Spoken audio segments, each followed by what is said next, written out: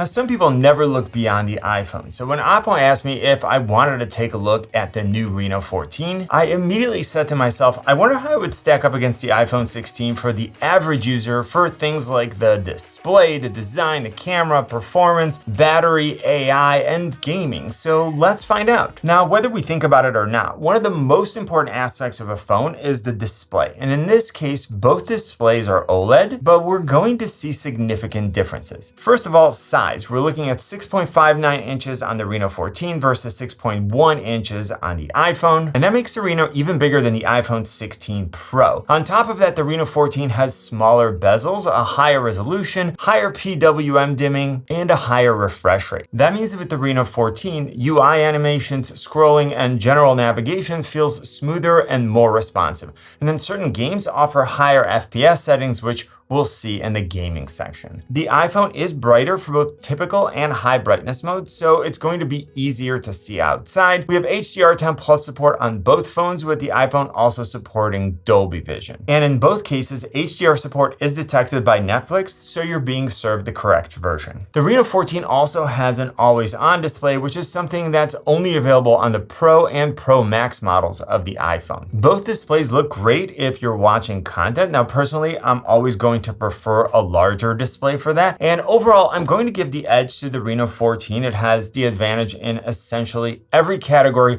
unless you want that higher brightness. Moving on to design, these two phones have a very similar feel with glass on the front and the back, and an aluminum frame with a brushed finish, which doesn't show fingerprints, and it's slightly rounded in both cases for a comfortable grip. The Reno 14 is longer and wider, so you'd expect it to be slightly heavier, but it's actually also thinner. Now, the iPhone 16 has an IP68 rating versus IP66, 68, and 69 on the Reno, which offers additional protection. The iPhone has a cleaner colorway with a solid color back, and the one that I bought is white titanium. The Reno 14 in opal white has this iridescent mermaid design that almost looks like it's moving and changing colors as the light hits it from different angles. Another important aspect of both phones is the camera. So let's look at some samples, and I'm actually taking both of these phones on a trip to Europe and doing one of my detailed camera comparisons, which should be up in a few weeks. So make sure that you're subscribed if you want to see a deeper dive. For main cameras, the iPhone has a 48 megapixel camera versus 50 on the Reno 14. And as I keep talking about the cameras, I'll show you a few samples. Now, looking at the ultra-wide cameras, the iPhone comes out ahead with 12 megapixels versus 8 megapixels on the Reno 14. And then talking about a telephoto camera, the iPhone 16 doesn't have one, and the Reno 14 does offer a 50 megapixel 3.5x optical zoom camera with optical image stabilization. Now, when we start looking at digital zoom, it's not particularly close. The iPhone goes up to 10x,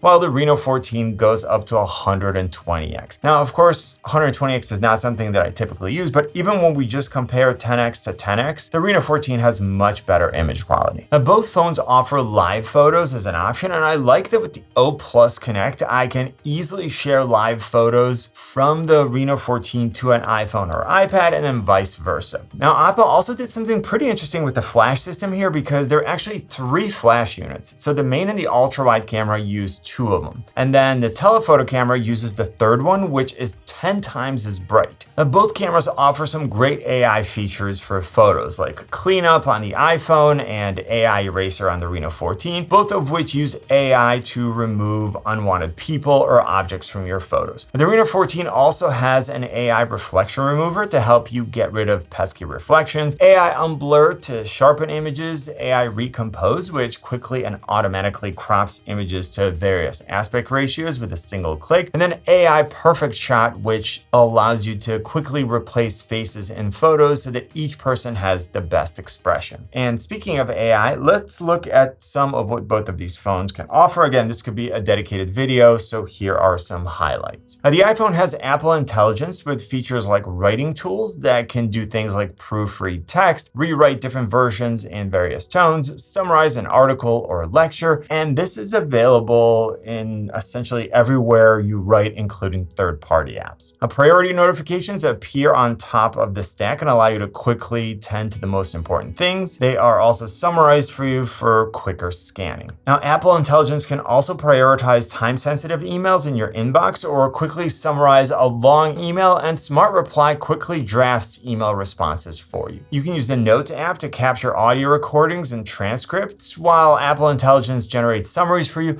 and you can quickly generate images and Genmojis with Image Playground.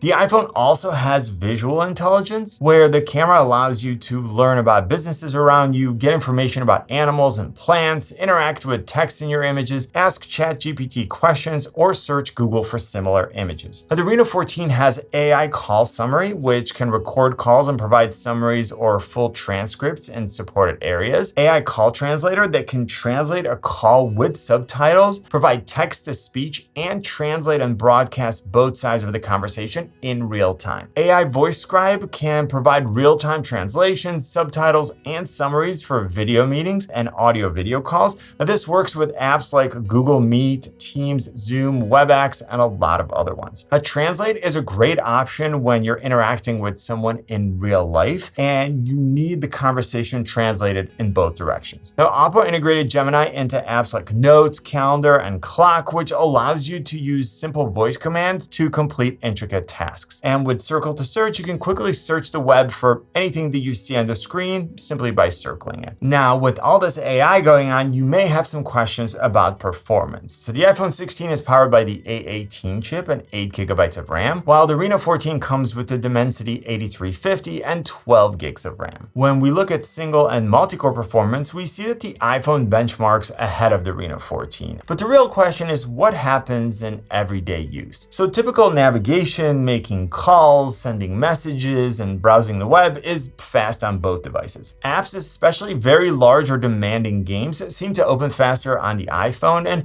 I would expect it to continue to work faster for longer due to the additional headroom in terms of performance. But what about gaming? So in terms of performance, both phones were able to run all the games that I usually play. So games like PUBG, Genshin, and Asphalt, and of course, less demanding games run without a problem. In both cases, the graphics looked great and the games were responsive and lag-free. The iPhone 16 uses a recycled aluminum thermal substructure that keeps the temperatures down, while the Reno 14 has an advanced cooling system that includes a vapor chamber to help maintain performance when gaming. When playing PUBG, the iPhone was limited to 60 FPS, while the Reno 14 could go to 90, which of course provided smoother gameplay. Ultimately, for gaming, you have to make a choice. Do you want the more powerful A18 chip on the iPhone, or the higher refresh rate and the larger display on the Reno 14? And that's going to come down to what games you play and what's more important with those particular games. For biometric authentication, we're looking at Face ID on the iPhone 16 versus facial recognition and an under-display fingerprint sensor on the Reno 14. Looking at the battery, the Reno 14 has a 6,000 milliamp hour battery versus less than 4,000 on the iPhone 16. And as far as charging, the Reno can accept much faster charging with up to 80 watts, but only the iPhone has wireless charging. Now, together with the standard Reno 14, OPPO released two additional models, the higher end 14 Pro and then the more affordable 14F. They share a lot of the same features, but let's look at some important differences. So all three models come with 120Hz AMOLED displays, but there are differences in size and resolution. Looking at the camera modules, they all have the same main camera, while the Pro model has a higher resolution ultra-wide, and the F model doesn't have a telephoto camera and has a lower resolution front-facing camera. Naturally, the F model doesn't have the triple flash setup and also doesn't offer the AI fill light flash function. And speaking of AI, you're getting AI Call Assistant, Voice Scribe, Translate, Google Gemini connected apps, and O+